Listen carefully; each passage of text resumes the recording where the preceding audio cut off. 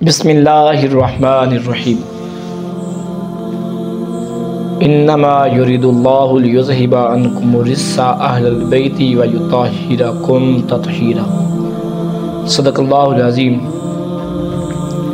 अला व मन माता अला हुब्बि आलि मुहम्मदिन माता शहीदा। सदक़ल्लाहुल अज़ीम। अस्सलातु वस्सलामु अला सय्यिदी या रसूलल्लाह व अला आलिका व अस्हाबिका या सय्यिदी या नबी अल्लाह। अल्लाह रब्बुल इज़्ज़त ने कुरान मजीद में इरशाद फरमाया, कुल ला अस्अलुकुम अलैहि अजरन इल्लल मवद्दता फिल क़ुरबा। ऐ महबूब, इनको फरमा दीजिए कि जो मैंने तुम्हें दावत व तबलीग पेश की, जो मैंने तुम्हें जहन्नुम से खींच कर जन्नत का परवाना अता किया, तुम आपस में भाई भाई के खून के दुश्मन थे, मैंने तुम्हें इखलास व मोहब्बत का दर्स दिया, मैंने तुम्हें प्यार का दर्स दिया, अख़ुवत व भाईचारे का दर्स दिया।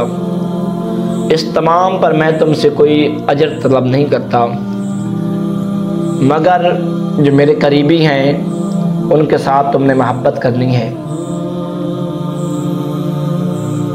रसूल करीम सल्लल्लाहु तआला अलैहि वसल्लम से पूछा गया, या रसूलल्लाह, आपके करीबी कौन हैं? महबूब करीम सल्लल्लाहु तआला अलैहि वसल्लम ने इरशाद फरमाया, अली मेरा करीबी है, फ़ातिमा मेरी करीबी हैं, हज़रत हसनैन करीमैन मेरे करीबी हैं, इनके साथ मोहब्बत करना। और हुज़ूर नबी अकरम सल्लल्लाहु तआला अलैहि वसल्लम की एक हदीस मुबारका है, हुज़ूर ने फरमाया, अला व मन माता अला हुब्बि आलि मुहम्मदिन माता शहीदा। जिसका मफ़हूम ये है कि जो बंदा इस दुनिया फ़ानी से गया और इस हाल में गया कि वह अहले बैत अतहार से मोहब्बत करता था, उनसे प्यार करता था, तो जब बरोज़े क़यामत होगा तो वो शुहदा में होगा। और इसी हदीस के आगे अल्फाज जिनका मफ़हूम ये है कि जो बंदा इस दुनिया फ़ानी से गया और इस हाल में गया कि वो मेरी आले बैत के साथ मोहब्बत करता है, तो अल्लाह रब्बुल इज़्ज़त उसका ख़ातिमा बिल ईमान फरमाएगा। जब वो दुनिया फ़ानी से जाएगा तो वो ईमान की हालत में जाएगा।